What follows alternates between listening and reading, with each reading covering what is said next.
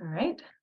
Hello, everyone joining us this morning. We are here to talk about cuddly pets this time on Help Seekers. So we're going to get started in a couple of minutes. We're just letting everybody come in. And Travis, hopefully you have the chat enabled so that we can say hello in there. So yeah, test the chat out because then you can get used to using that and say hello, what organization you're joining us from. And we'll let everybody come in and we'll get started. We're already at 29 folks. Kind of we were so excited that so many people were interested in this topic because it's the first time we deeply dove into pet food insecurity and our history at Help Seeker, and just very excited to share with you more about this project. Oh, good. And Kathy's saying hello and welcome to everyone.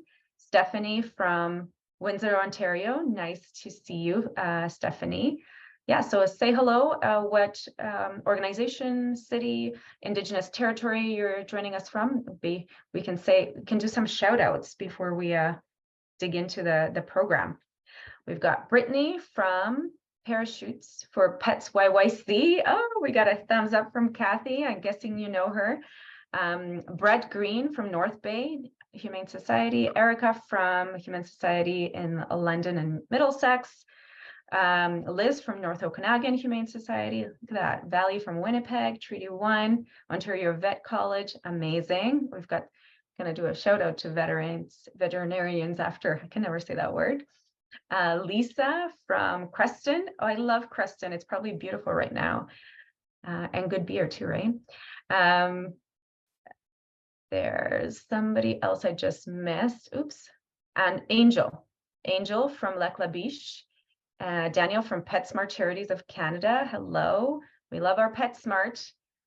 That's awesome. That's awesome. Well, keep saying hello in there, and we'll get the party started because I'm sure you're all excited to hear why you're all gathered here today. So my name is Alina Turner. I'm going to be your MC entertainer today, and I'm joined by Kathy Duncan, who I'm sure lots of you know as the Director of National Programs for Humane Canada. And so this topic today is going to be all about pet food and vulnerable Canadians. So talking specifically about the National Pet Food Bank map.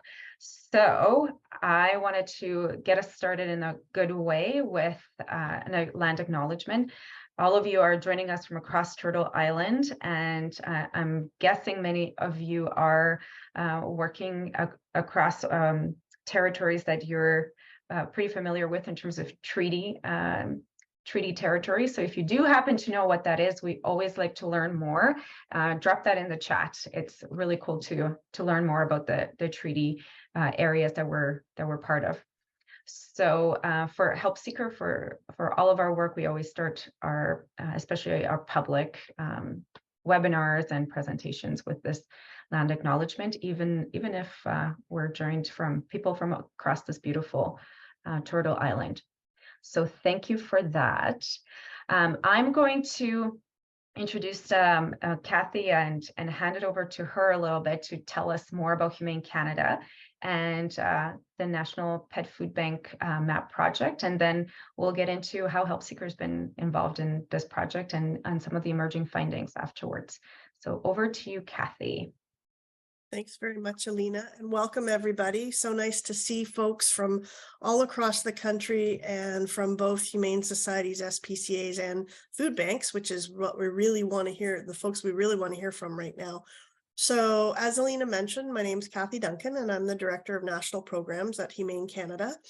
Humane Canada is the Federation of Humane Societies and SPCAs across the country. So we have member societies in all 10 provinces and 2 of the territories.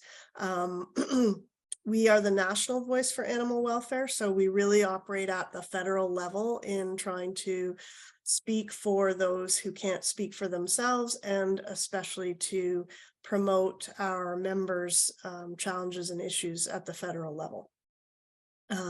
I myself have worked in animal shelters across Ontario for just over 30 years. I'm certainly familiar with the challenge related to pet food banking and the need that has in many different communities across the country.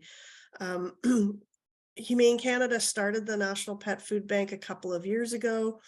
Our thought was to draft out a national project that would deal with some of the need. We recognize we can't deal with it all, but we wanted to help our member societies and social service agencies, groups that provide food banking to people, understand the need and the challenges that clients have across the country, and also through the interactive map, try to connect people who need assistance to somebody in their local community that can provide that assistance, whether it be a Humane Society, SPCA, animal shelter of some type, or a human food bank, because many of those organizations do pet food banking as well.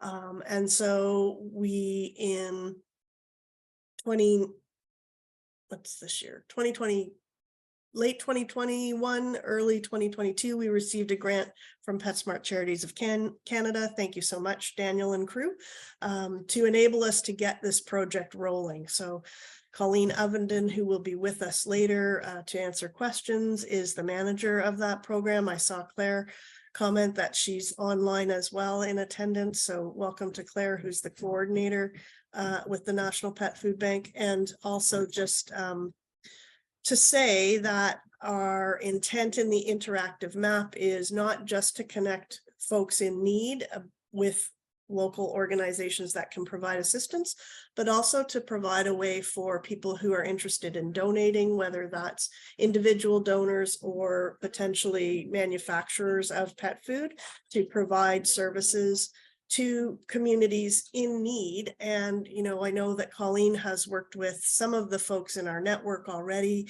because we've been connected through Greater Good Charities with some pet food assistance.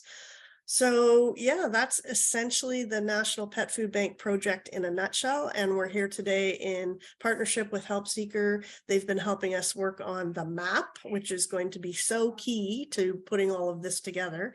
And we're just happy to be here and excited to have all sorts of folks involved in the call today from many different sectors. Thank you, Alina.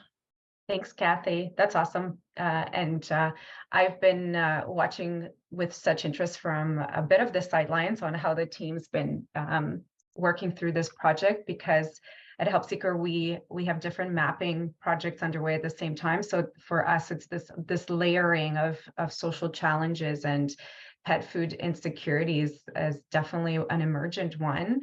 I know it's not emergent to you that are familiar with it, but it's certainly after COVID, we've seen this become a greater and greater issue in the communities that we're involved in. So was really excited to see that we were taking this project on. So I get to have the pleasure of giving you a little bit more in depth on what's been happening on the project and dig into some of the emergent numbers as well. So, this is the one webinar when you can actually put really cute pictures up. So excuse those. They are approved by Humane Canada as official photos. So we're okay to do that, and no purebreds either. So a bit of the agenda today. We'll do a pet food insecurity overview for those that are unfamiliar with this issue. We'll talk about the food bank map and give you a couple of screenshots there just to give you an idea of where we're going with this. And then a bit of a call to action to all of you to get involved as well, and how to get involved. So if you don't have a phone besides you, get your phone, because there is going to be a little activity at the end where we're going to ask you to use your phones. And then a couple of use cases for how this map can support your work in your organization as well. We'll make sure we give you a sense of what our future plans are, and then have some space for Q&A at the end as well. And we're going to have Kathy and Colleen from Humane Canada to help me out with that. So let's talk about food insecurity in Canada.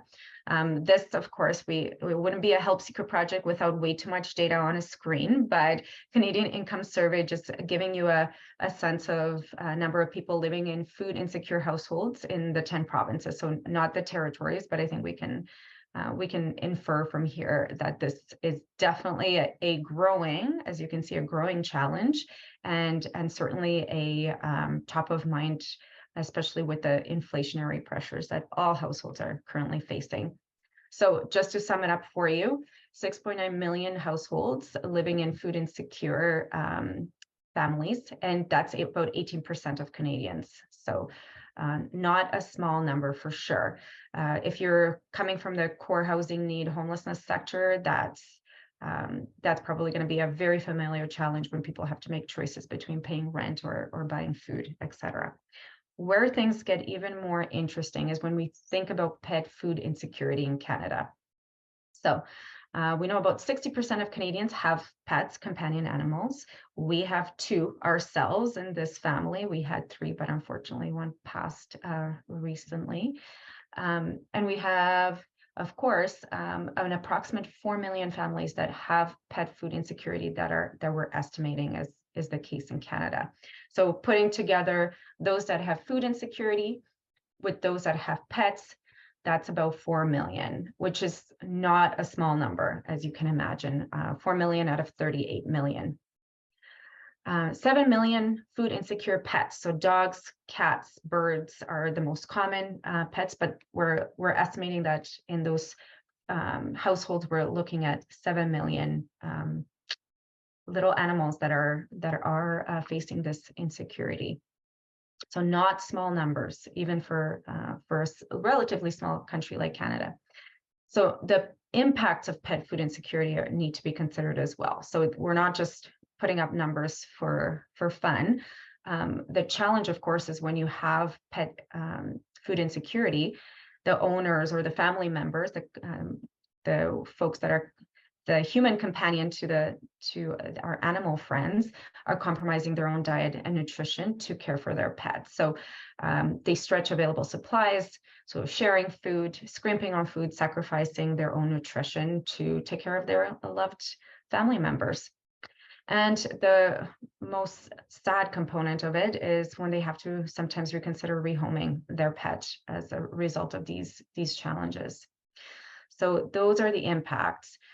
Community-led solutions are, of course, top of mind. So how do we tackle this? And consider that when you're, let's say, having to make the choice between rehoming your pet or eating, the emotional strain, the mental health strain is significant. We also know that there's other challenges that come with pet ownership and not wanting to let go of your family member if there's somebody that's living in insecure housing or in less than safe conditions as well. So it's not just that immediate effect, that immediate day-to-day choice. It could be the barrier to even greater personal challenges to be resolved. When it comes to community-led solutions, though, and where communities have come together, this creation and support for pet food banks, and all of you guys are here to attest to that. Subsidies and assistance programs have emerged as well. We can see how folks are taking on some of this educational programming as well to ensure that people are aware of the responsibilities of caring for a pet, the risks associated with if you're living in an insecure environment, but also how to even cook pet-friendly meals, for instance, that are easy on the budget as well. So educational programs of all kinds are emerging. Partnering with pet food companies. So this is one that I'm sure everybody here is familiar with, and I saw PetSmart is already here too. So again, getting those lower cost supplies out to lower income families. Support from vet clinics as well. So again, things like educational programs, things like lower cost options for some of the food choices if they have an inn is another way that people have mobilized. And one that was really cool that I came across is growing pet-friendly foods through community gardens. So obviously it works a little bit better for birds than for cats likely, but again, we're seeing some of these more innovative, locally based micro solutions emerge too that are really exciting to see. But this all begs the question of understanding the landscape as well. So if everybody's seeing this challenge, this is a Canada-wide challenge, and everybody wants to pitch in, across sectors, then how do we know where these challenges are being felt most keenly, and what do we know about how people are mobilizing? And this is the premise of this project. So wanting to specifically map pet food banks across Canada. So where are these services being offered? And then, of course, how do we leverage that information using input from this pet food assistance provider list across the country? And then, like Kathy was mentioning, bring forward some ideas around network development, sharing of resources, sharing of best practices, and even more importantly, connecting people to the resources in a systematic fashion. So I wanted to show you quickly the types of fields that are being collected in the map. So of course, things like organizational name, location, eligibility criteria, because this is another critical barrier as well. If you have to be from a certain community or you have to have a certain income threshold, it's important to know these. Hours of operation in terms of availability, and types of pet food available as well, because not everybody offers everything. But ultimately, the goal is, if we know all of this information, and there's a couple more fields, but those are the main ones, that would allow Canadians experiencing this pet food insecurity to know where to go in the event that they need access to pet food. This would also assist all of you to understand where you might have service deserts, for instance, or where pet food insecurity is high, but there's nothing available, so that you can focus your resources accordingly. And that's where this concept of geospatial thinking, and where, Help Seeker is really keen on mapping systems, and we wouldn't be a Help Seeker webinar without a map. But if we have this understanding of where things are available, and we can see by type as well, so green dots representing a specific type of animal food service, but you can also see where you have very, very few and far in between services available as well. So the ability to start thinking about this is going to be a huge value. To date, we've had over 500 participating organizations to date in this process. And so now we're able to start looking at assessing the scale of this food insecurity and consider the resource distribution, like I mentioned before. So where do we have absolutely nothing that we really need to double down on? And of course, potential gaps and potential partners that we might need to bring into the fold as well. Ultimately, this will help us strengthen this collective action approach to address pet food insecurity across the country. We're in the middle of the project, so this is a call to action. So there is an ask coming up. So we have 500 participating organizations. We believe there's more, right? So we believe that there's those of you on the call that may know other people that should participate in getting their services on the map as well, or you might be somebody that's not on the map yet. So wanted to give you a bit of a pitch on participating in this. So why participate? Connecting Canadians, so know where to refer pet family members and when they're in need of that help. If we know about you, then other people can know about you. It democratizes that knowledge. Allowing those of you in the sector, or those of you that you might be referring for this service, to view information on hundreds of pet food banks across Canada and search for what they're offering specifically. And allowing you to join the network as well. So being part of that broader movement of pet food banks. Of course, when you're part of a network, then benefits of networks come into play. So sharing resources, sharing best practices, sharing some of that knowledge you're accumulating, and doing that advocacy work together. So things are better with your friends, as we know from personal life too. So how can you contribute? There's going to be a QR that pops up, and that's why I said to have your phone ready. It's going to pop up at the end again.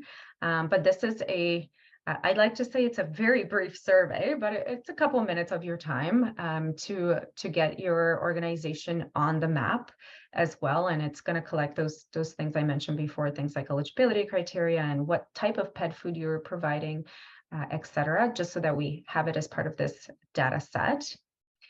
And of course, if you have not been convinced yet of why this is a good idea, again, you're participating in this national project, you're going to be able to enhance awareness of your organization's pet food assistance services, especially if you're not really a pet focused organization or animal welfare focused organization. You might be a food bank, you might be an emergency shelter. We want to know the gamut of where this service is being offered. You don't have to be a humane society, for instance, or specifically focused on pet food to be part of the map. It could be that you're providing this as part of a bigger bundle of services in your community. We want to know about it.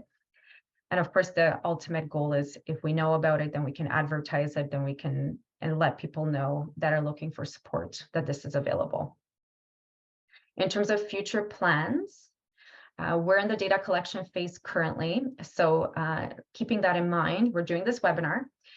This survey is going to be pushed to folks again. We have 500, like I said, but we think there's more. We think there's another push to be had. The map design, I gave you some sense of where we're going with things. It's going to be an interactive map. That's what Help Seeker's really good at in terms of creating useful product out of the data. And that visualization is going to get input from folks that would be using it as well. So there's going to be opportunities to keep tabs on us and see how this materializes into a usable product. It's going to get published. And it's got to get maintained, right? Because all of your services change. So that sharing and socialization is going to be in our future as well in this project. So the call to action again is share the map when it becomes available and provide feedback to Humane Canada and Claire in particular. Sorry, Claire, you're going to get a bunch of corrections if we get something wrong in the map. But if you haven't been part of the process, the call to action is to participate. So to sum it up, pet food security is critical for both animal and human well-being. We're all sharing this planet. The National Pet Food Bank map is going to be a really fantastic way to look at the gamut of pet food services across Canada. And please do contribute. This kitty says so, and she's staring right at the QR code. So I'll put this up and leave it up here for you guys to scan your phone. So all you do is scan your phone as if you're taking a picture, and it's going to take you to the survey. So I'll pause here as you scan, and I'll also take a look at our Q&As as well. Okay. Can you post Claire's email address again? Yes, absolutely. Let's go back to that. There we go.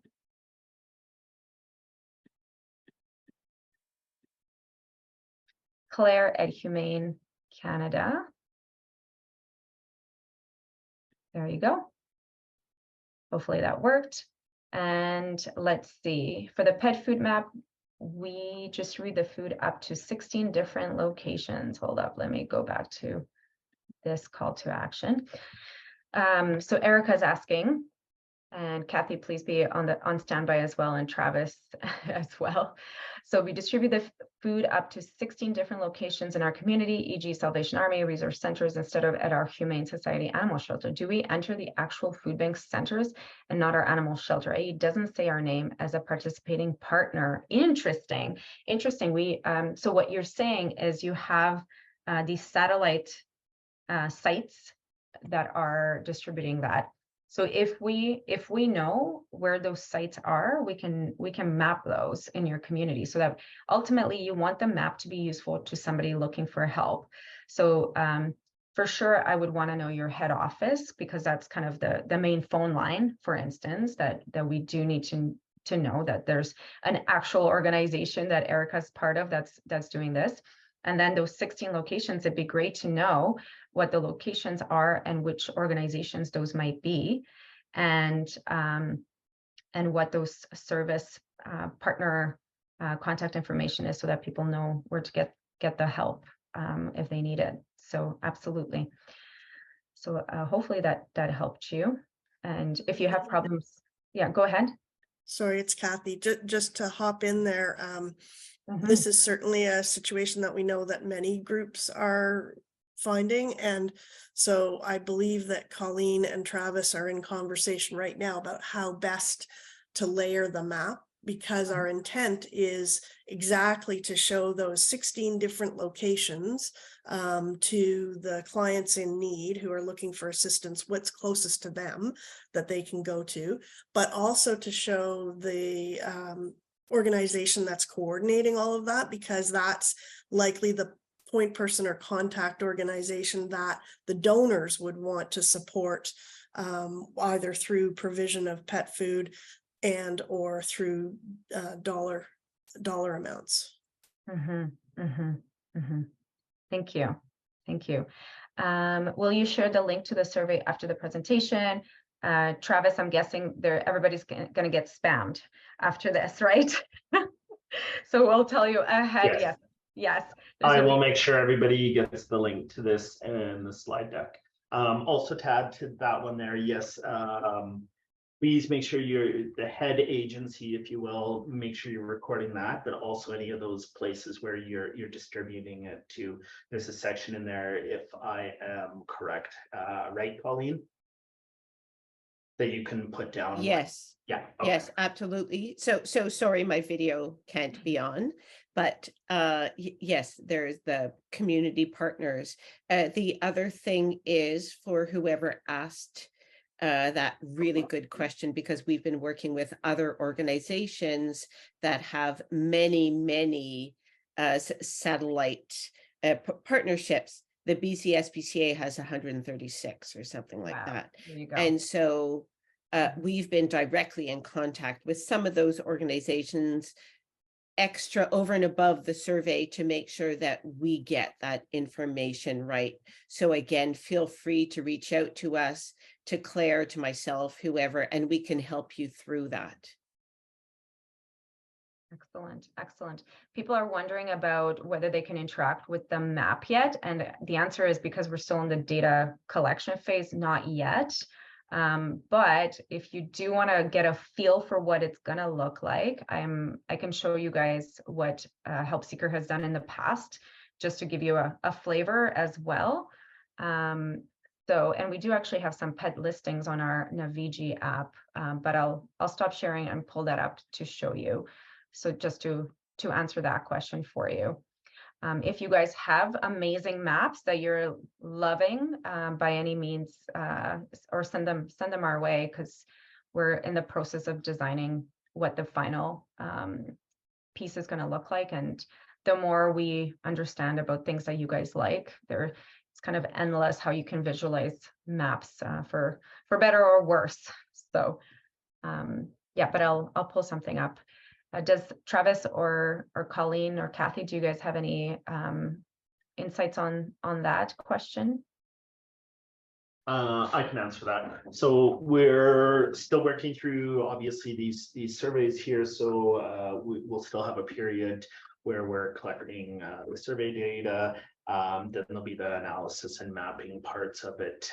So we're looking at some point in the summer. So, but it'll really be dependent on how this next round of respondents goes. If we get a lot, then we're gonna feel pretty confident that we have most of them. If we don't, then we're gonna look at doing some additional outreach. So I would say into the summer.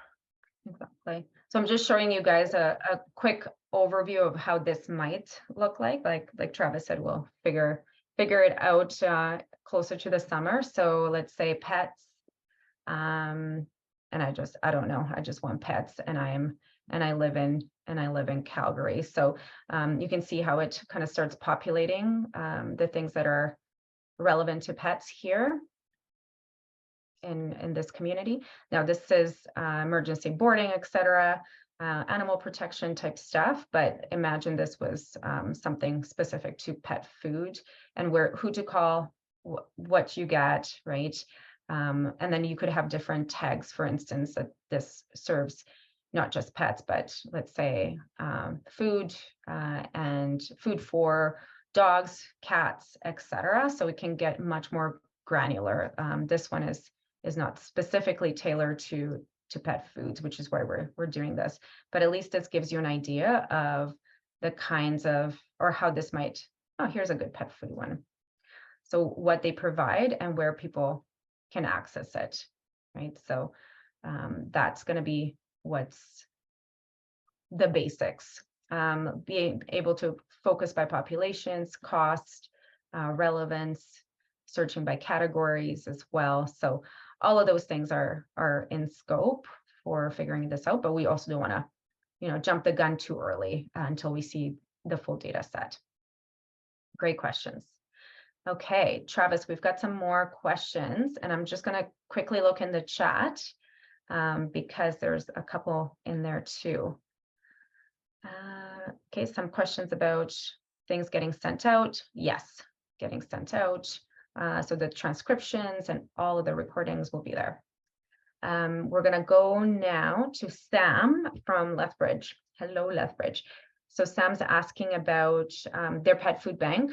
They're at the Lethbridge Animal Shelter. It says that it's actually one of the most busiest program at the animal shelter from community donations. So run from community donations that are very hit and miss. Wondering if there's any strategies that could strengthen our donations. Ooh, that might be a Kathy question.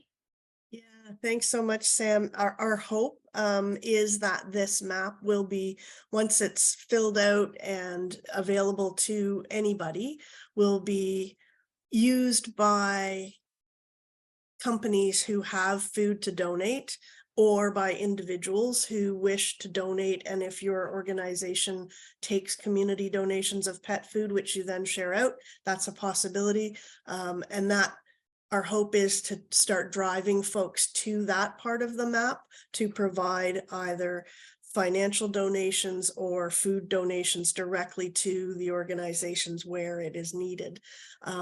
And so please do take an opportunity to fill out the survey if you haven't already. We are, as Alina has said, looking to, well, we really do recognize the need, and we're sure that there are more than 500 organizations across the country that are providing pet food in some way, shape, or form. And I'm so excited to see some of the Human Food Bank folks on this call today, because we really, that's where, as an animal welfare organization, we don't know who is out there providing it, who is not an animal welfare org. So we want to hear back from everybody. And I think just to speak a little bit more to the need, not that the animal welfare folks on the call need this sort of mindset, but I thank you to Alina for specifically calling out the human-animal bond and the stress that can be upon pet owners when they're having challenges providing for their pets. There's been some surveys and research in the US that indicate that over 96% of large numbers of folks surveyed consider their pets family. So not being able to provide for any family member is stressful, absolutely. And then the Second Harvest Food Bank organization in Toronto did some research in 2022 where they surveyed over 1,300 food banking organizations. Now that's a human social service, just to get a sense of where the need has been, where it's gone, and where it may be going, given the global economic crisis as well. And what they found was that monthly visits had increased from 2019 to when they did the survey in 2022 from around 2 million visits a month to food banking organizations, all the way up to between 4 and 5 million visits a month. And that the expected need this year alone was going to increase to around 8 million visits a month. So if we already know that people are struggling to feed themselves and their human family members, then we absolutely know that they're going to have that same struggle. And as Alina commented, the research indicates 60% of Canadian families or households have pets, and many of those have multiple pets. So yeah, it's going to be a need that is only going to grow, unfortunately, in the next little while. Can I pipe in here again? I'm sorry, my camera doesn't turn on. But Sam, one of the things that we are doing with this project is speaking to organizations like yours in order to help guide you through some of the questions you might have. So all that to say, feel free to reach out to us, and we can meet with you and have a look at what's going on at your pet food bank. One of the things in terms of barriers to access that we don't always really pay close attention to is consistency, right? So your very good question is, how do we strengthen our donations? You know, to add that is, how do we strengthen them while staying consistent in our deliveries? And so that's something to reflect on in terms of the structure, the infrastructure of the pet food bank.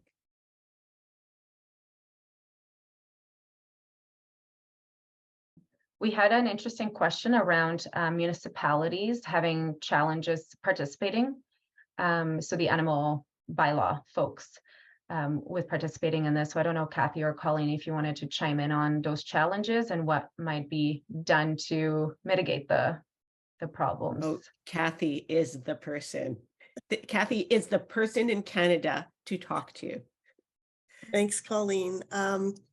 Yeah, thanks very much for that question. Having worked at municipal shelters in Ontario, I can completely appreciate it.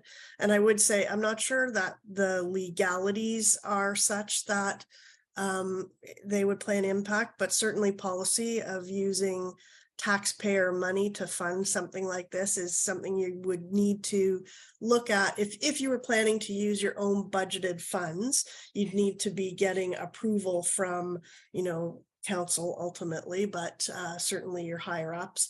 One way around that potential is, you can solicit donations. All municipalities are considered not-for-profit corporations. And so if you're soliciting donations, you just have to be cognizant that you need to use the money or the food or whatever is donated for the specific thing that you have indicated you are soliciting it for. So for instance, you can't take money you've gotten for provision of pet food and use it for provision of veterinary care. But you can still solicit donations. You can choose to do it in a somewhat general sense, perhaps some small print that says and or other projects as needed, so that you can maybe shift the monies around if you get a significant amount.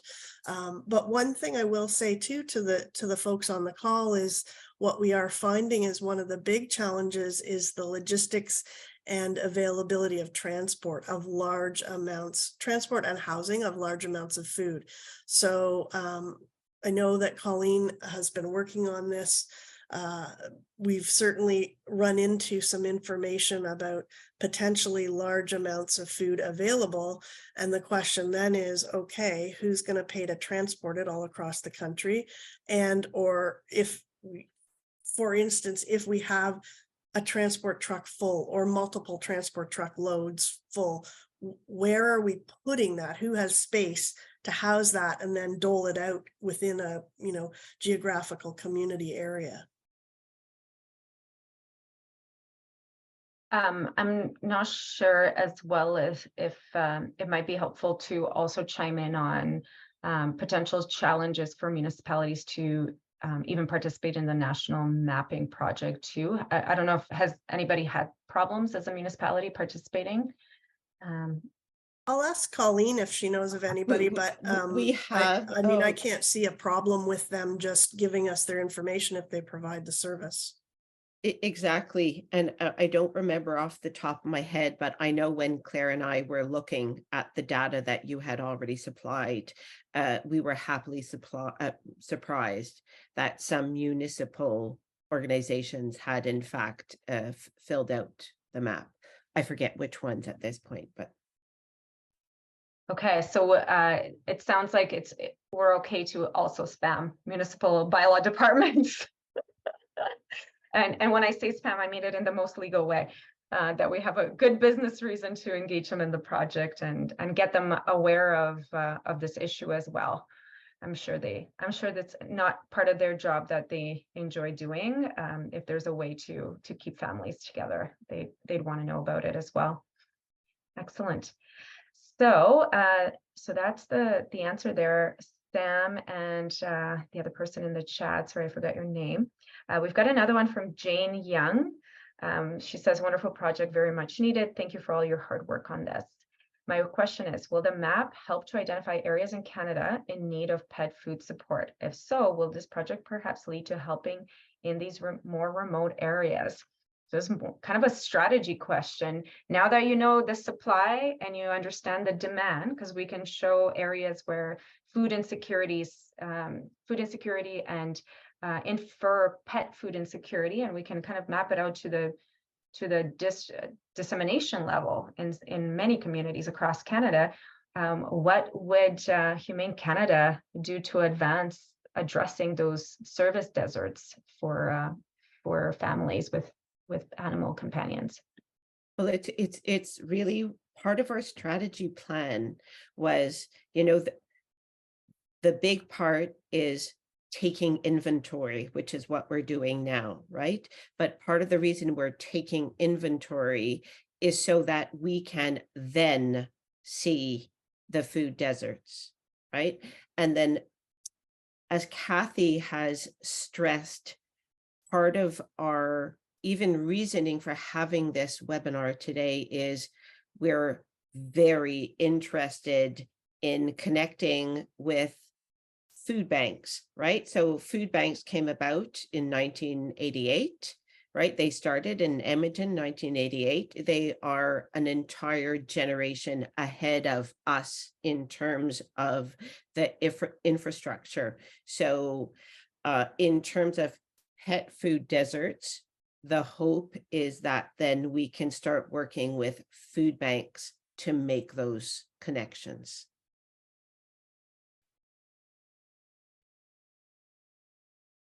So I think the answer, to put it mildly, is understatement. That's exactly the game plan, is to leverage this data for advocacy and be really data driven in understanding exactly where those cross sections of high risk, low supports. It's exactly right, is what we're narrowing down on, and part of this process is for sure narrowing in on that.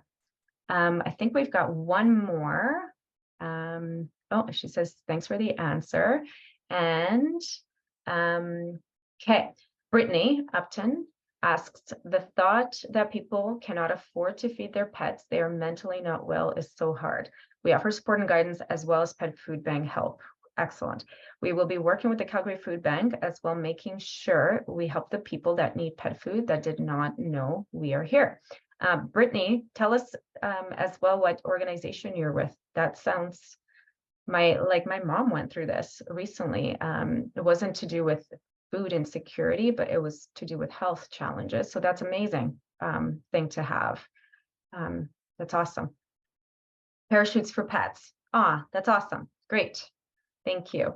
So other than saying, yeah, that's amazing, Brittany, Kathy, Kathy, do you have any comments? Are we seeing these types of services emerge in other communities? Yes, absolutely, Alina.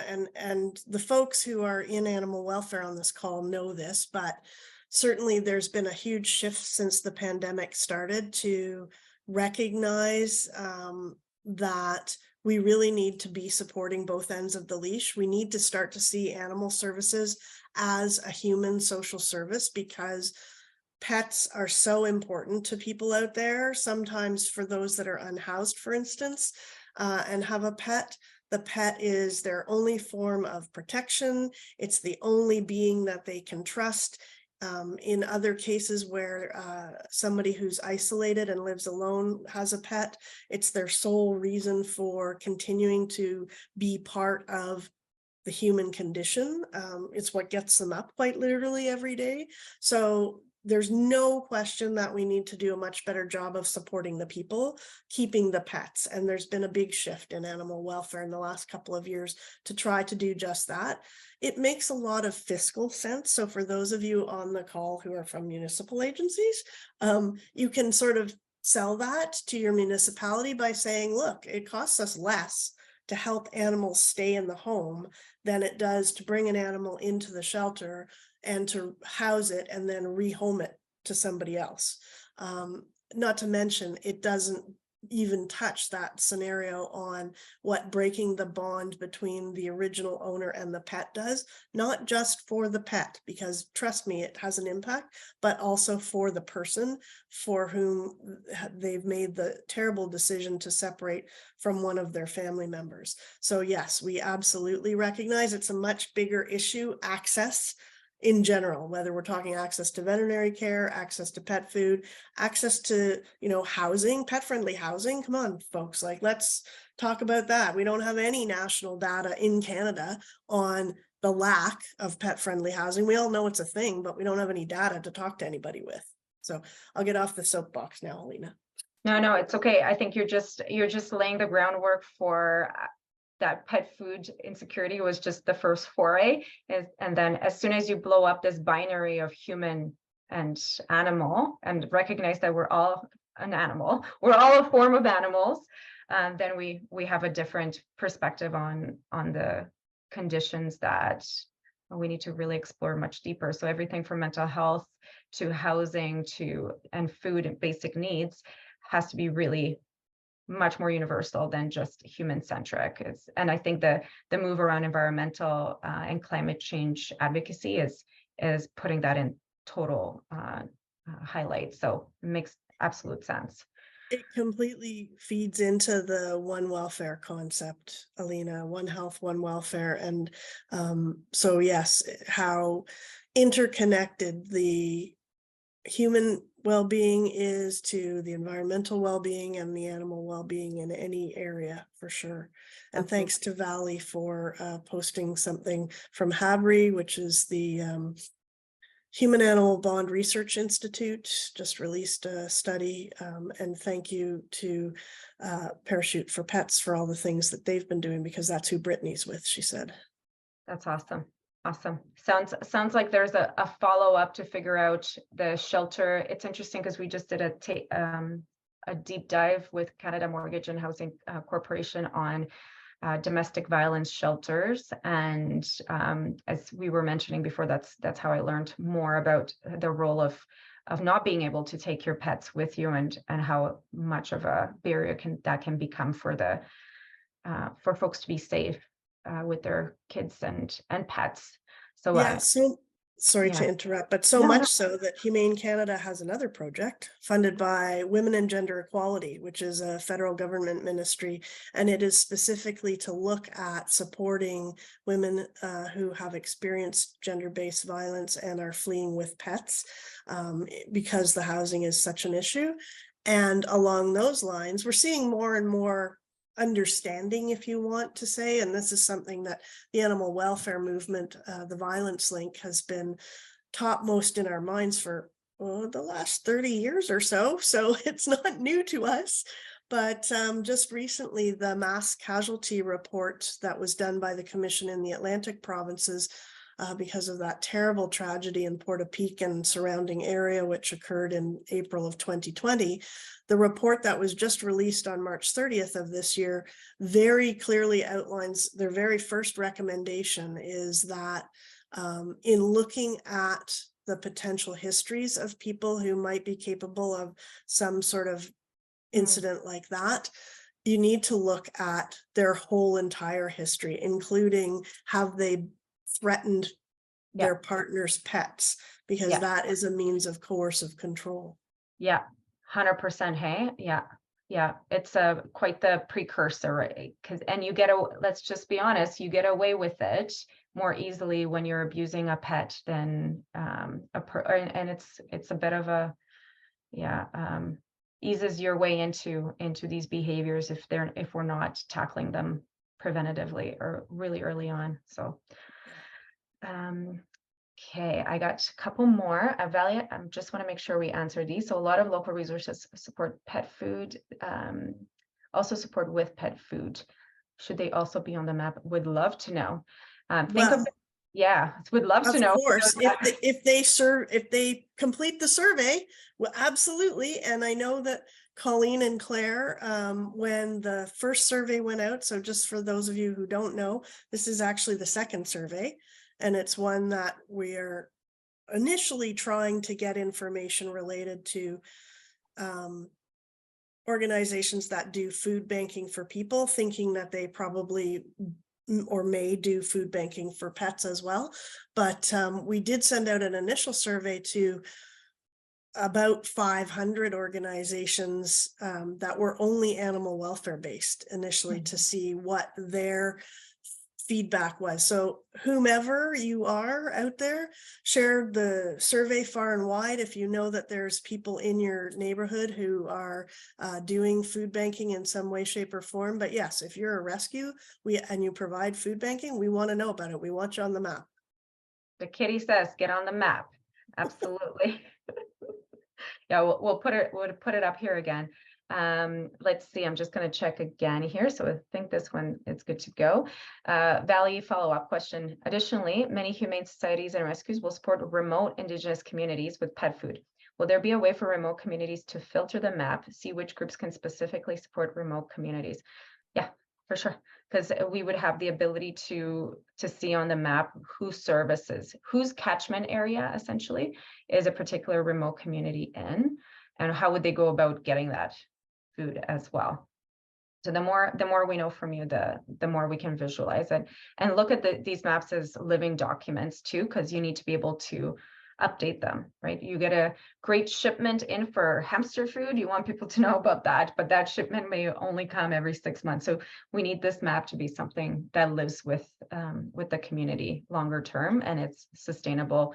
So we're getting you to do this by survey, but ultimately you should be able to update this stuff and let each other know when there's major programmatic changes or facility moves, etc. Phone number changes, eligibility criteria changes. You need to be able to sort of update your survey, if you will, so that people know.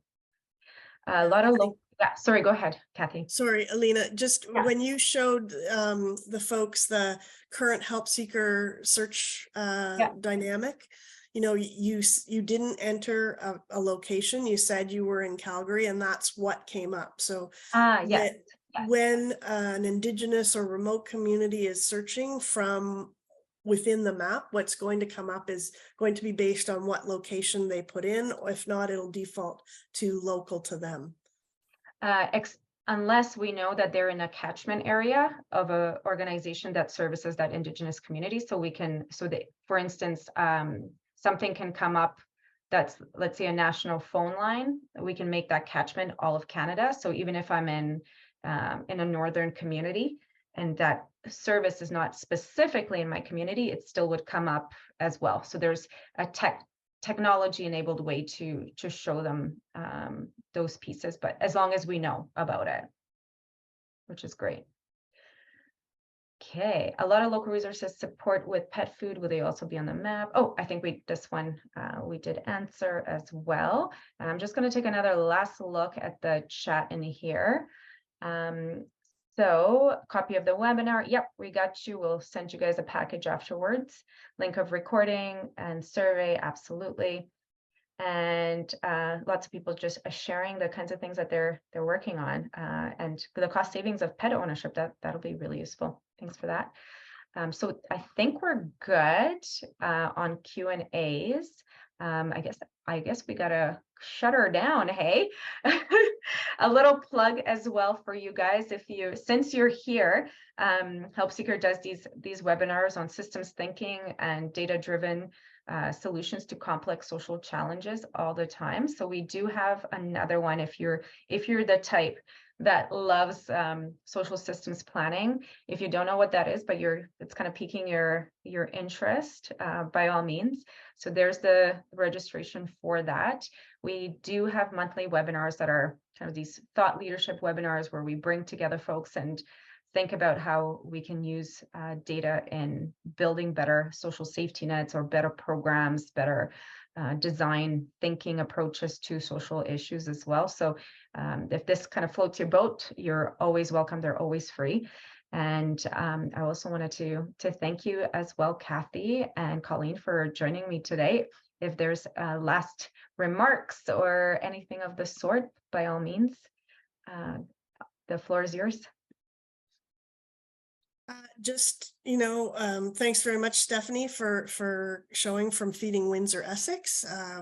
Please, please, please, if you have already done the survey, just share it out to organizations locally who are providing some type of food banking service, or even if they're not, because that way we can at least identify those folks who we might need to provide additional education to about the need for pet food banking and the issue around pet food insecurity.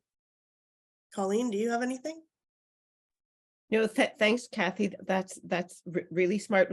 The beginning of our survey asks if you could please fill out the survey, even if you don't have a pet food bank, for exactly what Kathy is saying. To be part of the conversation, we want to know, what are the barriers to not having a pet food bank? Is there something? So even in the circulation of the survey to those food banks, human social service organizations, we're super interested in them. And of course, still the animal welfare sector. We also want to know if you don't have a pet food bank, just in case there's a reason you don't, and that we can help.